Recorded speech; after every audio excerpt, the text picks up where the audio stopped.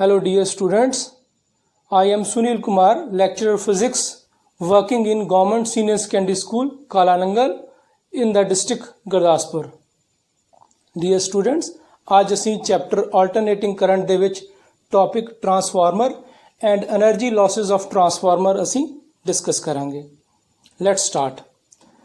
Transformer ਜਿਹੜਾ ਹੈ ਇਸ ਤਰ੍ਹਾਂ ਦਾ ਟਰਾਂਸਫਾਰਮਰ ਅਸੀਂ ਸਾਰਿਆਂ ਨੇ ਆਪਣੇ ਪਿੰਡ ਦੇ ਵਿੱਚ ਆਪਣੀ ਕਲੋਨੀ ਵਿੱਚ ਲੱਗਿਆ ਹੋਇਆ ਦੇਖਿਆ ਵਾ, ਜਿੱਥੋਂ ਸਾਡੇ ਸਾਰਿਆਂ ਦੇ ਘਰਾਂ ਨੂੰ ਆਲਟਰਨੇਟਿੰਗ ਕਰੰਟ ਦੀ ਸਪਲਾਈ ਹੁੰਦੀ ਹੈ।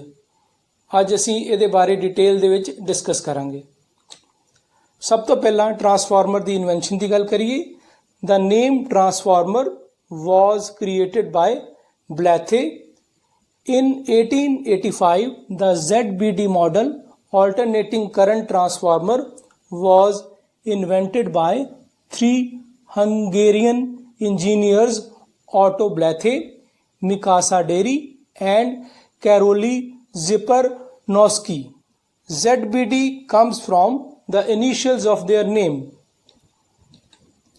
Okay, ਹੁਣ ਅਸੀਂ ਡਿਸਕਸ ਕਰਾਂਗੇ ਕਿ ਟਰਾਂਸਫਾਰਮਰ ਕੀ ਹੈ। ਟਰਾਂਸਫਾਰਮਰ ਜਿਹੜਾ ਹੈ ਲੰਬੀ ਦੂਰੀ ਦੇ ਲਈ ਆਲਟਰਨੇਟਿੰਗ ਕਰੰਟ ਦੀ ਟਰਾਂਸਮਿਸ਼ਨ ਦੇ ਲਈ ਅਸੀਂ ਯੂਜ਼ ਕਰਦੇ ਹਾਂ। So a transformer is an electric device used for converting low alternating voltage at high current into a high alternating voltage at low current and vice versa. It transfers electric power from one circuit to another. Transformers is used only for AC input signals, not for DC signals. ਸਿਰਫ ਜਿਹੜਾ ਹੈ ਆਲਟਰਨੇਟਿੰਗ current ਨੂੰ ਹੀ ਅਸੀਂ transformer ਨਾਲ transmit ਕਰ ਸਕਦੇ ਹਾਂ। ਇੱਕ ਜਗ੍ਹਾ ਤੋਂ ਦੂਸਰੀ ਜਗ੍ਹਾ ਸਟੈਪ ਅਪ ਕਰ ਸਕਦੇ ਹਾਂ ਜਾਂ ਸਟੈਪ ਡਾਊਨ ਕਰ ਸਕਦੇ ਹਾਂ। ਉਹਦਾ ਕਾਰਨ ਕੀ ਆ ਕਿ ਆਲਟਰਨੇਟਿੰਗ ਕਰੰਟ ਜਿਹੜੀ ਉਹਦੀ ਇੱਕ ਫ੍ਰੀਕੁਐਂਸੀ ਹੁੰਦੀ ਹੈ। ਜਿਸ ਤਰ੍ਹਾਂ ਸਾਡੇ ਦੇਸ਼ ਦੇ ਵਿੱਚ ਇਹਦੀ ਫ੍ਰੀਕੁਐਂਸੀ ਆ 50 ਹਰਟਜ਼, ਜਦਕਿ DC ਜਿਹੜਾ ਕਰੰਟ ਆ ਉਹਦੀ ਫ੍ਰੀਕੁਐਂਸੀ 0 ਹੁੰਦੀ ਹੈ। ਠੀਕ ਹੈ, ਸਾਰਾ ਜਿਹੜਾ ਪ੍ਰਿੰਸੀਪਲ ਆ ਉਹ ਆਲਟਰਨੇਟਿੰਗ ਕਰੰਟ ਦੇ ਇਨਕਰੀਜ਼ ਜਾਂ ਡਿਕਰੀਜ਼ ਦੇ ਨਾਲ ਜਾਂ ਉਹਦੀ ਪੋਲੈਰਿਟੀ ਦੇ ਚੇਂਜ ਹੋਣ ਕਰਕੇ ਹੀ ਉਹਨੂੰ ਸਟੈਪ ਅਪ ਜਾਂ ਸਟੈਪ ਡਾਊਨ ਕੀਤਾ ਜਾ ਸਕਦਾ ਹੈ। In transformer there is increase in voltage at the cost of current and vice versa. ਜਿਸ ਤਰ੍ਹਾਂ ਅਸੀਂ ਡੈਫੀਨੇਸ਼ਨ ਵਿੱਚ ਡਿਸਕਸ ਕੀਤਾ ਕਿ ਅਗਰ ਕਿਸੇ ਟਰਾਂਸਫਾਰਮਰ ਦੇ ਵਿੱਚ ਵੋਲਟੇਜ ਡਿਕਰੀਜ਼ ਕਰਦੀ ਹੈ, ਜਿਸ ਤਰ੍ਹਾਂ ਸਾਡੇ ਡਾਇਗਰਾਮ ਦੇ ਵਿੱਚ ਨਜ਼ਰ ਆ ਰਿਹਾ ਕਿ ਵੋਲਟੇਜ ਜਿਹੜਾ ਵਾ ਉਹਦਾ ਐਂਪਲੀਟਿਊਡ डिक्रीज़ कर गया है लेकिन करंट दा एम्पलीट्यूड इंक्रीज़ कर गया है। इट मीन्स अगर वोल्टेज डिक्रीज़ करेगी तो करंट इंक्रीज़ करेगा, या असी कह सकते हैं कि अगर वोल्टेज इंक्रीज़ करेगी तो करंट डिक्रीज़ करेगा। लेकिन input AC power is always equal to the output AC power, क्योंकि पावर की होंगी है it is the product of voltage and current. So अगर करंट ਵਧਿਆ तो वोल्टेज घट गई, अगर करंट घटिया तो वोल्टेज ਵੱਧ गई। इट मीन्स इनपुट पावर तो आउटपुट पावर ਜਿਹੜੀ ਹੈ ट्रांसफार्मर ਦੇ ਵਿੱਚ हमेशा इक्वल ਹੁੰਦੀ है। इस गल ਨੂੰ ਸਾਰਿਆਂ ने याद रखना। प्रिंसिपल ऑफ ट्रांसफार्मर की गल करिए। The basic principle behind working of a transformer is the phenomena of mutual induction between two windings linked by a common magnetic flux। ਹੁਣ ਮਿਊਚੁਅਲ ਇੰਡਕਸ਼ਨ ਕੀ ਹੈ? ਕਿਉਂਕਿ ਟਰਾਂਸਫਾਰਮਰ ਮਿਊਚੁਅਲ ਇੰਡਕਸ਼ਨ ਦੇ principal ਦੇ ਉੱਤੇ work ਕਰਦਾ ਵਾ। ਸਭ ਤੋਂ ਪਹਿਲਾਂ ਅਸੀਂ ਮਿਊਚੁਅਲ ਇੰਡਕਸ਼ਨ ਬਾਰੇ ਥੋੜੀ ਜੀ ਰਿਵੀਜ਼ਨ ਕਰਾਂਗੇ। ਅਸੀਂ ਆਲਰੇਡੀ ਡਿਸਕਸ ਕਰ ਚੁੱਕੇ ਹਾਂ। when magnetic flux linked with a coil changes, an induced EMF is produced in the neighboring coil। ਜਿਸ ਤਰ੍ਹਾਂ ਤੁਸੀਂ ਡਾਇਗਰਾਮ ਵਿੱਚ ਦੇਖਿਆ ਵਾ ਕਿ ਕੋਇਲ A ਦੇ ਵਿੱਚ ਜਦੋਂ ਅਸੀਂ ਸਵਿਚ S ਨੂੰ ਕਲੋਜ਼ ਕਰਦੇ ਹਾਂ ਤੇ ਕੋਇਲ ਵਿੱਚੋਂ ਕਰੰਟ ਇਨਕਰੀਜ਼ ਕਰਦਾ ਹੈ, ਜਿਹਦੇ ਕਰਕੇ ਕੋਇਲ A ਦੀ ਮੈਗਨੈਟਿਕ ਫਲਕਸ ਜਿਹੜੀ ਹੈ ਉਹ ਚੇਂਜ ਹੁੰਦੀ ਹੈ। ਕਿਉਂਕਿ A ਤੇ B ਦੀ ਕਪਲਿੰਗ ਹੋਈ ਹੈ, ਇਸ ਕਰਕੇ ਮੈਗਨੈਟਿਕ ਫਲਕਸ ਜਿਹੜੀ B ਦੀ ਵੀ ਚੇਂਜ ਹੋਏਗੀ, ਜਿਹਦੇ ਕਰਕੇ ਕੋਇਲ B ਦੇ ਵਿੱਚ ਇੰਡਿਊਸਡ EMF ਪ੍ਰੋਡਿਊਸ ਹੋਏਗੀ। ਜਦੋਂ ਵੀ ਇੱਕ ਕੋਇਲ ਦੇ ਵਿੱਚੋਂ ਕਰੰਟ ਪਾਸ ਕਰਦੇ ਹਾਂ ਤੇ ਉਹਦੇ ਲਾਗੇ ਪਈ ਕੋਇਲ ਦੇ ਵਿੱਚ ਇੰਡਿਊਸਡ EMF ਪ੍ਰੋਡਿਊਸ ਹੋ ਜਾਏ ਤੇ ਉਸ ਪ੍ਰਿੰਸੀਪਲ ਨੂੰ ਅਸੀਂ ਬੋਲਦੇ ਹਾਂ ਮਿਊਚੁਅਲ ਇੰਡਕਸ਼ਨ, ਜਿਹਦੇ ਕਰਕੇ ਟਰਾਂਸਫਾਰਮਰ ਵਰਕ ਕਰਦਾ ਹੈ। कंस्ट्रक्शन ऑफ ट्रांसफार्मर की गल करिए, ट्रांसफार्मर के डायग्राम दे विच 3 हिस्से नज़र आ रहे हैं। एक प्राइमरी वाइंडिंग है, रैड कलर नाल नज़र आ रही वा। दूसरा सैकेंडरी वाइंडिंग है, ब्लू कलर नाल नज़र आ रही वा। प्राइमरी वाइंडिंग ते सैकेंडरी वाइंडिंग जिहड़ियां वा वो इंसुलेटेड कॉपर वायर या एल्यूमीनियम वायर दियां बनियां हुंदियां वा, जिन्हां नूं एक कोर दे उत्ते लपेटिया हुंदा वा। ठीक है। Primary and secondary coil, a transformer consist of primary and secondary coil made of copper और aluminium insulated from each other wounded on a soft iron core. हुण सॉफ्ट आयरन कोर क्यों यूज करते हैं? A soft iron core is used because the area of hysteresis loop for the soft iron is small, क्योंकि soft iron दे लई hysteresis loop दा area जिहड़ा बहुत घट हुंदा वा, ये लूप नैरो हुंदी है। To minimize eddy current a laminated soft iron core is used. Solid core की बजाय असी लैमीनेटेड कोर यूज करते हैं, क्योंकि असी एडी करंट नू मिनिमाइज करना है, घट तो घट करना है। One of the coil is called primary coil, एक कॉयल नू प्राइमरी कॉयल कहने हैं, has NP turns. The other coil is called secondary coil, it has NS turns. ठीक है, लैफ्ट साइड ते जिहड़ी कॉयल है ਉਹਦੀਆਂ NP टर्न्स ने, राइट साइड ते जिहड़ी कॉयल है ਉਹਦੀਆਂ NS टर्न्स ने। लैफ्ट वाली कॉयल नू असी प्राइमरी कॉयल कहने हैं, राइट वाली कॉयल नू असी सैकेंडरी कॉयल कहने हैं। The secondary coil is the output coil of transformer.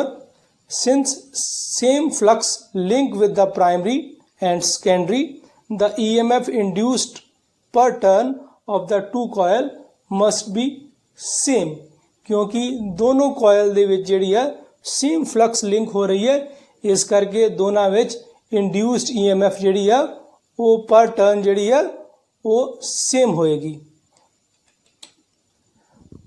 The AC input is applied to the primary coil. AC input ਨੂੰ ਅਸੀਂ primary coil ਨੂੰ apply ਕਰਦੇ ਹਾਂ। The continuously varying current in the primary coil produces a varying magnetic flux in the primary coil, which turn produces a varying magnetic flux in the secondary. Hence, an induced EMF is produced across the secondary.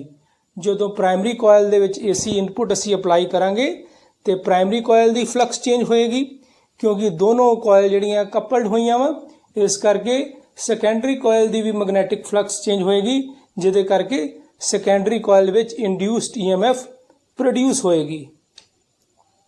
Laminated soft iron core, ਹੁਣ ਜਿਹੜੀ ਅਸੀਂ ਗੱਲ ਕੀਤੀ ਸੀ, ਜਿਹੜੀ core ਅਸੀਂ use ਕਰਦੇ ਹਾਂ ਉਹਨੂੰ ਅਸੀਂ ਲੈਮੀਨੇਟਿਡ ਕੋਰ ਯੂਜ਼ ਕਰਦੇ ਹਾਂ। सॉलिड कोर की बजाय लैमीनेटेड कोर नू प्रैफर करते हैं। ये laminated soft iron core is used in the transformer to minimize the eddy current. The loss of energy in the form of heat can be minimized by replacing solid core by laminated core. अगर असी solid core की बजाय लैमीनेटेड core use करिए तो eddy current करके energy का loss ਜਿਹੜਾ heat ਦੀ farm ਵਿੱਚ ਹੋ ਰਿਹਾ ਵਾ ਉਹਨੂੰ ਘਟਾਇਆ ਜਾ ਸਕਦਾ ਹੈ। ਹੁਣ ਐਕਚੁਅਲ ਜਿਹੜੀ ਕੋਰ ਟਰਾਂਸਫਾਰਮਰ ਦੀ ਹੈ ਉਹਦੀ ਸ਼ੇਪ ਇਸ ਤਰ੍ਹਾਂ ਹੁੰਦੀ ਹੈ। ਠੀਕ ਹੈ, ਹੁਣ ਇਹਦੀ ਸ਼ੇਪ ਇਸ ਤਰ੍ਹਾਂ ਕਿਉਂ ਬਣਾਈ ਗਈ ਹੈ? ਤਾਂ ਕਿ ਦੋਨੇ ਜਿਹੜੀਆਂ ਪ੍ਰਾਇਮਰੀ ਤੇ ਸੈਕੰਡਰੀ ਕੋਇਲ ਹੈ ਉਹਨਾਂ ਵਿੱਚ ਫਲਕਸ ਦਾ ਲਾਸ ਨਾ ਹੋਏ। ਹੁਣ ਪ੍ਰਾਇਮਰੀ ਕੋਇਲ ਨੂੰ ਇਸ ਕੋਰ ਦੇ ਉੱਤੇ ਕਿਸ ਤਰ੍ਹਾਂ ਲਪੇਟਿਆ ਹੁੰਦਾ ਹੈ, ਆਓ ਦੇਖੀਏ। ਪ੍ਰਾਇਮਰੀ ਕੋਇਲ ਨੂੰ ਦੇਖੋ, ਸੈਂਟਰ ਵਾਲੇ ਹਿੱਸੇ ਦੇ ਅਰਾਊਂਡ ਜਿਹੜਾ ਵਾ ਲਪੇਟਿਆ ਗਿਆ ਵਾ ਤੇ ਉਹਦੇ ਦੋਨੋਂ ਟਰਮੀਨਲਸ ਨੂੰ ਕਨੈਕਟ ਕੀਤਾ ਗਿਆ ਵਾ ਉਹਦੇ ਉੱਪਰਲੇ ਪਾਸੇ। ਸੈਕੰਡਰੀ ਕੋਇਲ ਪ੍ਰਾਇਮਰੀ ਕੋਇਲ ਦੇ ਉੱਪਰਲੇ ਪਾਸੇ ਲਪੇਟੀ ਗਈ ਹੈ ਤਾਂ ਕਿ ਫਲਕਸ ਲਾਸ ਜਿਹੜਾ ਬਿਲਕੁਲ ਨਾ ਹੋਏ। ਜਿੰਨੀ ਪ੍ਰਾਇਮਰੀ ਕੋਇਲ ਦੀ ਫਲਕਸ ਹੈ ਉਨੀ ਜਿਹੜੀ ਹੈ ਸੈਕੰਡਰੀ ਕੋਇਲ ਦੀ ਫਲਕਸ ਹੋਵੇ। ਹੁਣ ਅਸੀਂ ਟਰਾਂਸਫਾਰਮਰ ਦੀ ਟਾਈਪਸ ਦੀ ਗੱਲ ਕਰਾਂਗੇ। पहला आ गया स्टैप अप ट्रांसफार्मर। हुण डायग्राम में असी देख रहे हैं कि एक प्राइमरी कॉयल है, एक सैकेंडरी कॉयल है। नंबर ऑफ टर्न्स जिहड़ियां वा वो प्राइमरी कॉयल दियां घट आ ते सैकेंडरी कॉयल दियां ज़्यादा वा। जिहड़ी सप्लाई असी दित्ती है VP ਨਾਲ ਅਸੀਂ ਰਿਪਰੈਜ਼ੈਂਟ ਕੀਤਾ ਹੈ ਆਲਟਰਨੇਟਿੰਗ ਵੋਲਟੇਜ ਨੂੰ, ਤੇ ਜਿਹੜੀ ਆਊਟਪੁੱਟ ਆ ਉਹਨੂੰ VS ਦੇ ਨਾਲ ਰਿਪਰੈਜ਼ੈਂਟ ਕੀਤਾ ਵਾ। NP is the number of turns of primary coil, NS is the number of turns of secondary coil, and number of turns in the secondary coil is greater than number of turns in the primary coil. A step-up transformer is an electrical device used to convert low alternating voltage at high current into a high alternating voltage at low current. In this transformer, the number of turns in the secondary coil are greater than the number of turns in the primary coil. Also, primary coil is made of thick insulated copper wire, while secondary coil is made of thin insulated copper wire. ਹੁਣ ਜਿਹੜੀ ਆ primary ਕੋਇਲ ਜਿਹੜੀ ਆ ਉਹਨੂੰ ਕੀ ਆ ਅਸੀਂ ਮੋਟੀ wire ਦਾ ਬਣਾਇਆ ਵਾ ਤੇ ਸੈਕੰਡਰੀ ਕੋਇਲ ਨੂੰ ਪਤਲੀ ਵਾਇਰ ਦਾ ਬਣਾਇਆ ਵਾ। ਕਿਉਂ? ਕਿਉਂਕਿ ਪ੍ਰਾਇਮਰੀ ਕੋਇਲ ਦੇ ਵਿੱਚ ਕੀ ਆ ਲੋ ਵੋਲਟੇਜ ਅਪਲਾਈ ਕੀਤੀ ਹੈ ਤੇ ਹਾਈ ਕਰੰਟ ਹੋਏਗਾ। ਅਗਰ ਅਸੀਂ ਵਾਇਰ ਜਿਹੜੀ ਥਿਨ ਯੂਜ਼ ਕਰੀਏ ਪ੍ਰਾਇਮਰੀ ਕੋਇਲ ਦੀ ਤੇ ਉਹਦੀ ਰੈਜ਼ਿਸਟੈਂਸ ਇਨਕਰੀਜ਼ ਕਰ ਜਾਏਗੀ, ਤੇ ਰੈਜ਼ਿਸਟੈਂਸ ਇਨਕਰੀਜ਼ ਹੋਣ ਨਾਲ ਕੀ ਹੈ ਕਰੰਟ ਘੱਟ ਫਲੋ ਕਰੇਗਾ। ਅਗਰ ਕਰੰਟ ਘੱਟ ਫਲੋ ਕਰੇਗਾ ਤੇ ਫਲਕਸ ਵੀ ਘੱਟ ਚੇਂਜ ਹੋਏਗੀ। ਇਸ ਕਰਕੇ ਪ੍ਰਾਇਮਰੀ ਕੋਇਲ ਜਿਹੜੀ ਆ ਉਹਨੂੰ ਥਿਕ ਲਿਆ ਗਿਆ ਵਾ ਤੇ ਸੈਕੰਡਰੀ ਕੋਇਲ ਨੂੰ ਥਿਨ ਲਿਆ ਗਿਆ ਵਾ। ਉਸ ਤੋਂ ਬਾਅਦ ਸਟੈਪ ਡਾਊਨ ਟਰਾਂਸਫਾਰਮਰ ਦੀ ਗੱਲ ਕਰੀਏ। ਇਹ step down transformer is an electrical device used for converting high alternating voltage at low current into a low alternating voltage at high current. In this transformer, number of turns in the primary coil are greater than the number of turns in the secondary coil.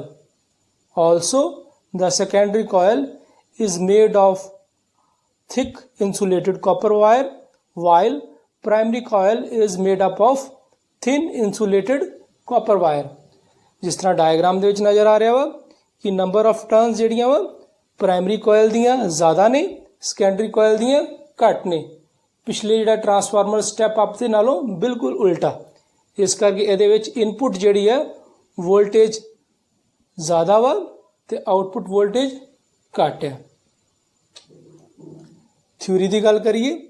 when alternating voltage is applied to the primary coil having number of turns NP, magnetic flux phi linked with the primary coil changes and an induced EMF EP is produced in the coil which is given by। ਹੁਣ ਦੇਖੋ ਇਹਦੇ ਵਿੱਚ ਕੀ ਹੈ ਕਿ ਜਦੋਂ ਵੀ ਅਸੀਂ ਆਲਟਰਨੇਟਿੰਗ voltage ਨੂੰ primary ਕੋਇਲ ਨੂੰ ਅਸੀਂ ਅਪਲਾਈ ਕਰਦੇ ਹਾਂ ਜਿਹਦੀਆਂ NP ਨੰਬਰ ਆਫ ਟਰਨਸ ਨੇ ਤੇ ਉਹਦੀ ਫਲਕਸ ਜਿਹੜੀ ਆ ਚੇਂਜ ਹੋ ਗਈ। ਜਦੋਂ ਉਹਦੀ ਫਲਕਸ ਚੇਂਜ ਹੋਏਗੀ ਤੇ ਉਹਦੇ ਚ ਇੰਡਿਊਸਡ EMF ਪੈਦਾ ਹੋਏਗੀ ਤੇ ਫੈਰਾਡੇ ਲਾ ਆਫ ਇਲੈਕਟ੍ਰੋਮੈਗਨੈਟਿਕ ਇੰਡਕਸ਼ਨ ਦੇ ਵਿੱਚ ਅਸੀਂ ਪੜ੍ਹਿਆ ਸੀ ਕਿ induced EMF produced is directly proportional to rate of change of magnetic flux.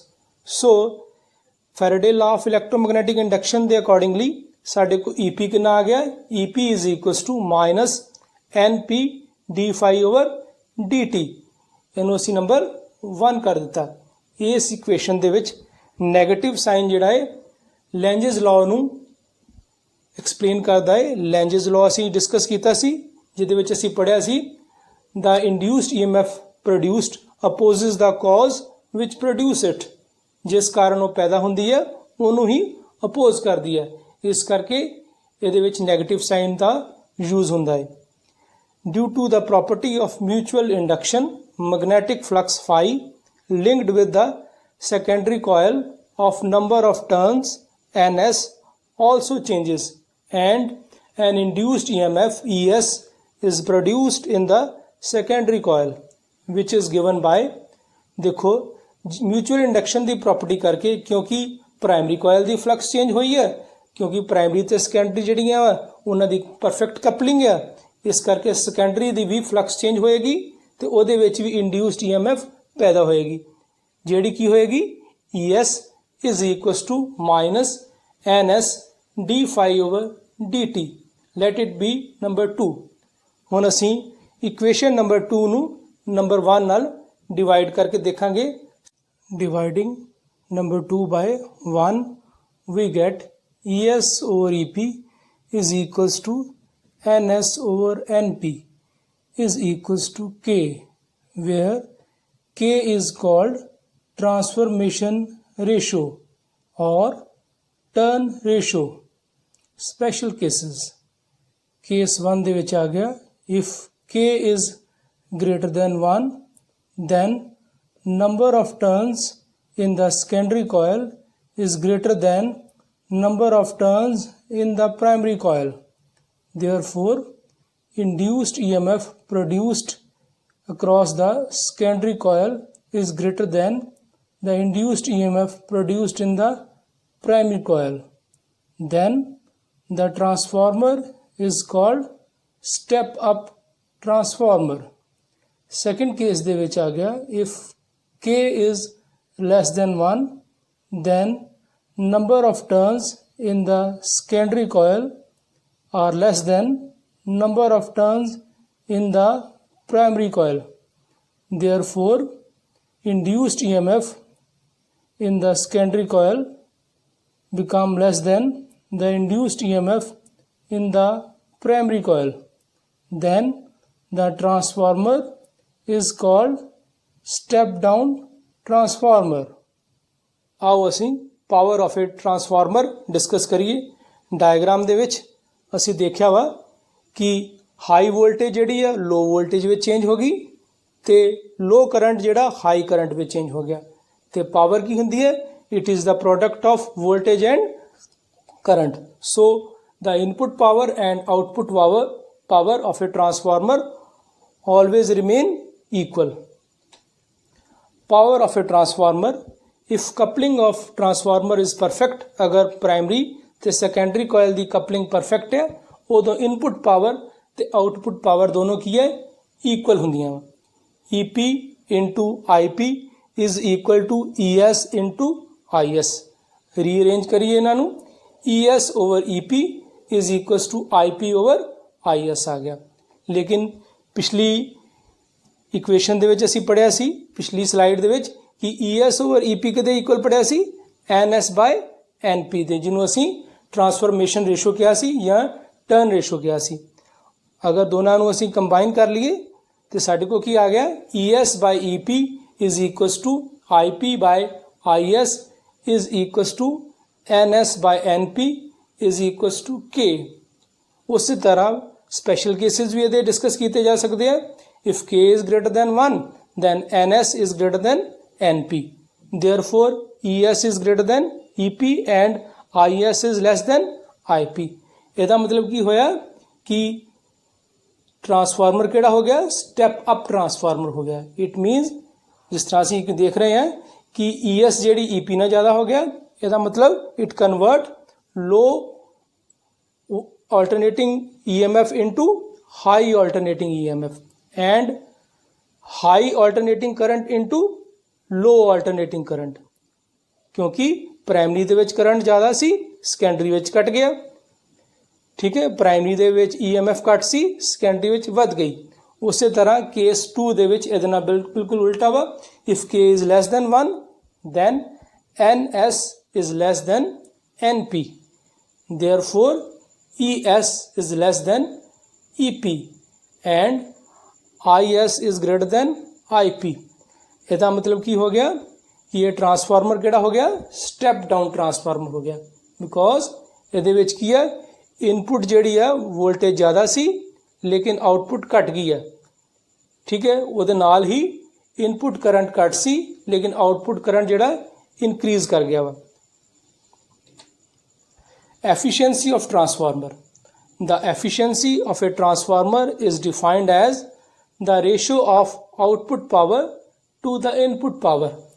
the efficiency eta is equals to 1 that is 100% only for an ideal transformer where there is no power loss। मतलब ਕੀ ਹੈ अगर power ਦਾ loss ना होए किसी तरह ਦਾ भी power ਦਾ Las ਨਾ ਹੋਏ ਇਨਪੁਟ ਪਾਵਰ ਤੇ ਆਊਟਪੁੱਟ ਪਾਵਰ ਦੋਨੋਂ ਇਕੁਅਲ ਹੋਣ ਉਦੋਂ ਐਫੀਸ਼ੀਐਂਸੀ 1 ਹੋਏਗੀ ਜਾਂ 100% ਹੋਏਗੀ। लेकिन एक्चुअली जिहड़ा वा एनर्जी दा हमेशा लॉस हुंदा, but practically there are numerous factors leading to energy loss in a transformer and hence the efficiency is always less than 1. efficiency practically हमेशा एक तो घट होएगी, मतलब हमेशा 100% तो घट होएगी, कभी भी 100% नहीं हो सकती. सो द फार्मूला की बन गया output power over input power ES/IS divide by EP/IP. Energy losses in the transformer. ਹੁਣ ट्रांसफार्मर ਦੇ ਵਿੱਚ ਬਹੁਤ ਸਾਰੇ एनर्जी लॉसिस ਹੁੰਦੇ ਆ. ਇਨਪੁਟ ਪਾਵਰ ਤੇ ਆਊਟਪੁੱਟ ਪਾਵਰ ਜਿਹੜੀਆਂ ਵਾ ਕਦੇ ਵੀ ਇਕੁਅਲ ਨਹੀਂ ਹੁੰਦੀਆਂ. એનર્ਜੀ ਦਾ ਲਾਸ ਕਿਸ ਤਰ੍ਹਾਂ ਹੁੰਦਾ ਹੈ ਆਓ ਡਿਸਕਸ ਕਰੀਏ. ਸਭ ਤੋਂ ਪਹਿਲਾਂ ਆ ਗਿਆ copper loss. The wire used for the windings of primary and secondary coils has some resistance, so energy is lost due to heat produced in the wire. heat energy ਕਿਹਦੇ equal ਅਸੀਂ ਪੜਿਆ ਸੀ I²RT. this loss can be minimized by using thick wire because resistance of thick wire is small. ਅਸੀਂ ਜਾਣਦੇ ਹਾਂ ਕਿ resistance ਤੇ area ਦੋਨੋਂ inversely proportional ਹੁੰਦੇ ਆ. ਇੱਕ thick wire ਦਾ ਏਰੀਆ ਜ਼ਿਆਦਾ ਵਾ, ਉਹਦੀ resistance ਘੱਟ ਹੋਏਗੀ, ਜਿਹਦੇ ਕਰਕੇ ਉਹਦੇ ਵਿੱਚ heat energy ਜਿਹੜੀ ਹੈ I²RT ਉਹ ਵੀ ਘੱਟ ਹੋਏਗੀ, એનર્ਜੀ ਦਾ ਲਾਸ ਜਿਹੜਾ ਘੱਟ ਹੋਏਗਾ. ਇਸ ਤਰ੍ਹਾਂ ਦੇ ਲਾਸ ਨੂੰ ਅਸੀਂ ਕਾਪਰ ਲਾਸ ਕਹਿੰਦੇ ਹਾਂ. ਇਹਦੇ ਨਾਲ ਇਹ ਵੀ ਗੱਲ ਯਾਦ ਰੱਖਣੀ ਹੈ ਕਿ ਜ਼ਰੂਰੀ ਨਹੀਂ ਕਿ ਕਾਪਰ ਲਾਸ ਦਾ ਮਤਲਬ ਜਿਹੜੀ ਵਾਇਰ ਕਾਪਰ ਦੀ ਹੋਏ, ਵਾਇਰ ਕਿਸੇ ਦੂਸਰੇ ਮਟੀਰੀਅਲ ਜਿਵੇਂ ਐਲੂਮੀਨੀਅਮ ਦੀ ਵੀ ਹੋ ਸਕਦੀ ਹੈ. ਸੈਕਿੰਡ ਲਾਸ ਆ ਗਿਆ iron loss. The varying magnetic flux produces eddy current in the core of transformer which produces heat energy in the core, so energy is lost in the form of heat. This loss can be minimized by using laminated iron core.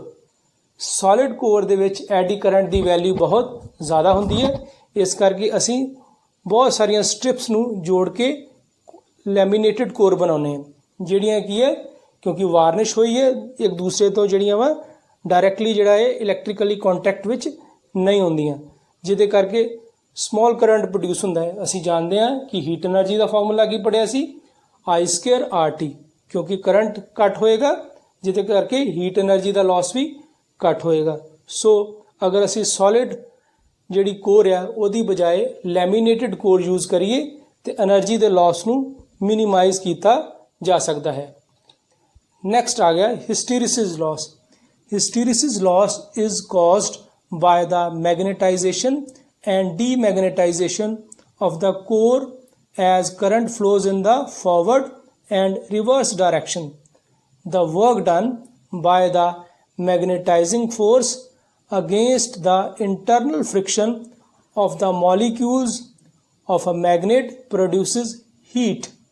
This loss can be minimized by using material having narrow hysteresis loop. ਇਸ ਤਰ੍ਹਾਂ ਦਾ material use ਕਰਨਾ ਹੈ ਜਿਹਦੀ ਹਿਸਟੀਰੀਸਿਸ loop ਜਿਹੜੀ ਆ ਉਹ narrow ਹੋਵੇ, ਉਹਦਾ ਏਰੀਆ ਘੱਟ ਹੋਏ. ਅਸੀਂ ਜਾਣਦੇ ਹਾਂ ਕਿ ਸੌਫਟ ਆਇਰਨ ਦੀ ਹਿਸਟੀਰੀਸਿਸ ਲੂਪ ਜਿਹੜੀ ਆ ਸਟੀਲ ਦੇ ਮੁਕਾਬਲੇ ਬਹੁਤ ਨੈਰੋ ਹੁੰਦੀ ਹੈ, ਜਿਹਦੇ ਕਰਕੇ ਹਿਸਟੀਰੀਸਿਸ ਲੂਪ ਜਿਹੜੀ ਆ ਉਹ ਨੈਰੋ ਹੋਣ ਦੇ ਕਾਰਨ એનર્ਜੀ ਦਾ ਲਾਸ ਜਿਹੜਾ ਹੈ ਹਿਸਟੀਰੀਸਿਸ ਲਾਸ ਜਿਹੜਾ ਉਹ ਬਹੁਤ ਘੱਟ ਹੁੰਦਾ ਹੈ. ਜਦੋਂ ਵੀ ਮੈਗਨੇਟਾਈਜੇਸ਼ਨ ਤੇ ਡੀਮੈਗਨੇਟਾਈਜੇਸ਼ਨ ਹੁੰਦੀ ਹੈ ਤੇ ਕੋਰ ਦੇ ਵਿੱਚ એનર્ਜੀ ਦਾ ਲਾਸ ਹੁੰਦਾ ਹੈ ਇਨ ਦੀ ਫਾਰਮ ਆਫ ਹੀਟ. ਅਗਰ ਅਸੀਂ ਸਟੀਲ ਦੀ ਬਜਾਏ ਆਇਰਨ ਦੀ ਕੋਰ ਯੂਜ਼ ਕਰੀਏ, ਸੌਫਟ ਆਇਰਨ ਦੀ ਕੋਰ ਯੂਜ਼ ਕਰੀਏ ਤੇ ਹਿਸਟੀਰੀਸਿਸ ਲਾਸ ਨੂੰ ਮਿਨੀਮਾਈਜ਼ ਕੀਤਾ ਜਾ ਸਕਦਾ ਹੈ. ਨੈਕਸਟ ਆ ਗਿਆ flux loss. there is always some flux leakage. That is, not all of the flux due to primary passes through the secondary due to the poor designs of core or the air gap in the core. It can be reduced by winding the primary and secondary coil one over the other. ਅਸੀਂ ਜਾਣਦੇ ਹਾਂ ਕਿ ਅਗਰ primary ਤੇ secondary ਕੋਇਲ ਦੇ ਵਿੱਚ air gap ਹੋਵੇ ਤਾਂ ਉਹਨਾਂ ਦੀ ਕਪਲਿੰਗ ਜਿਹੜੀ ਹੈ ਪਰਫੈਕਟ ਨਹੀਂ ਹੁੰਦੀ। ਕਪਲਿੰਗ ਪਰਫੈਕਟ ਕਿਸ ਤਰ੍ਹਾਂ ਹੋਏਗੀ? ਅਗਰ ਪ੍ਰਾਇਮਰੀ ਕੋਇਲ ਅੰਦਰ ਹੋਵੇ ਤੇ ਸੈਕੰਡਰੀ ਕੋਇਲ ਨੂੰ ਉਹਦੇ ਉੱਪਰ ਹੀ ਲਪੇਟਿਆ ਜਾਏ।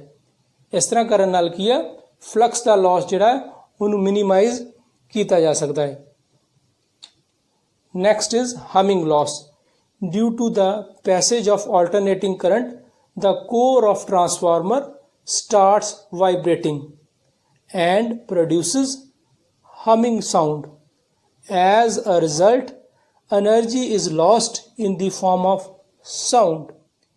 Use of tight insulated laminations as much as possible can avoid humming of transformer. ਇਸ ਚੈਪਟਰ ਦੇ ਵਿੱਚ ਅਸੀਂ ਟਰਾਂਸਫਾਰਮਰ ਬਾਰੇ, ਉਹਦੇ એનર્ਜੀ ਲਾਸਿਸ ਬਾਰੇ ਡਿਸਕਸ ਕੀਤਾ। ਆਓ ਅਸੀਂ ਕੁਝ ਸਵਾਲ ਤੁਹਾਨੂੰ ਪੁੱਛਦੇ ਹਾਂ ਜਿਹਦੇ ਨਾਲ ਦੇਖੀਏ ਕਿ ਅਸੀਂ ਇਸ ਲੈਸਨ ਦੇ ਵਿੱਚੋਂ ਕੀ ਸਿੱਖਿਆ। ਪਹਿਲਾ ਕੁਐਸਚਨ ਹੈ, what is the principal of transformer? Transformer the Ki principal ਹੈ? ਟਰਾਂਸਫਾਰਮਰ ਦਾ ਪ੍ਰਿੰਸੀਪਲ ਸੈਲਫ ਇੰਡਕਸ਼ਨ ਹੈ, ਮਿਊਚੁਅਲ ਇੰਡਕਸ਼ਨ ਹੈ, ਜਾਂ ਇਹਨਾਂ ਵਿੱਚੋਂ ਕੋਈ ਨਹੀਂ।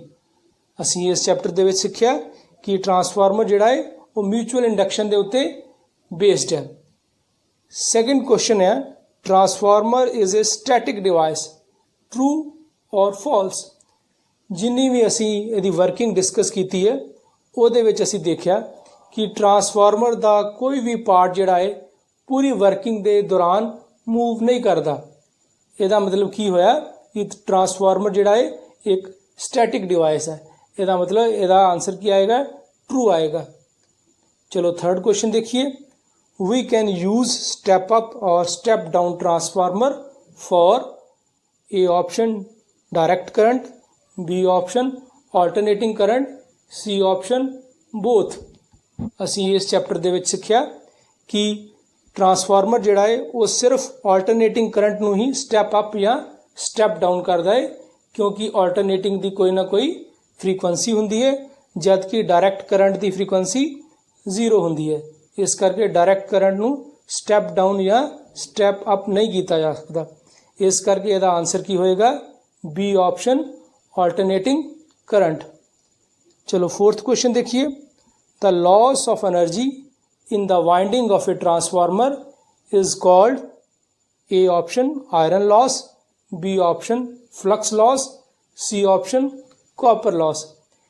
ट्रांसफार्मर ਦੀਆਂ ਵਾਈਂਡਿੰਗਸ ਪ੍ਰਾਇਮਰੀ ਤੇ ਸੈਕੰਡਰੀ ਜਿਹੜੀਆਂ ਹੁੰਦੀਆਂ ਵਾ ਉਹਨਾਂ ਵਿੱਚ ਅਸੀਂ ਕਿਹੜਾ ਲਾਸ ਪੜਿਆ ਸੀ?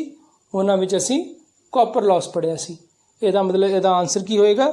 ਸੀ option copper loss. Fifth question. The loss of energy in the core of a transformer is called A option iron loss, B option flux loss, C option copper loss। ਹੁਣ transformer ਦੀ core ਦੇ ਵਿੱਚ ਜਿਹੜਾ energy ਦਾ Las ਹੁੰਦਾ ਹੈ ਉਹ mainly ਐਡੀ current ਕਰਕੇ ਹੁੰਦਾ ਹੈ। ਇਸ ਕਰਕੇ ਇਹਨਾਂ ਵਿੱਚ ਆਨਸਰ ਆਏਗਾ A ਆਪਸ਼ਨ ਆਇਰਨ ਲਾਸ। ਇਸ ਚੈਪਟਰ ਦੇ ਵਿੱਚ ਅਸੀਂ ਟਰਾਂਸਫਾਰਮਰ ਤੇ ਉਹਦੇ એનર્ਜੀ ਲਾਸਿਸ ਬਾਰੇ ਡਿਸਕਸ ਕੀਤਾ। ਇਸ ਟੌਪਿਕ ਨੂੰ ਬੜੇ ਧਿਆਨ ਨਾਲ ਪੜ੍ਹ ਲੈਣਾ ਹੈ। Thanks. Have a nice day.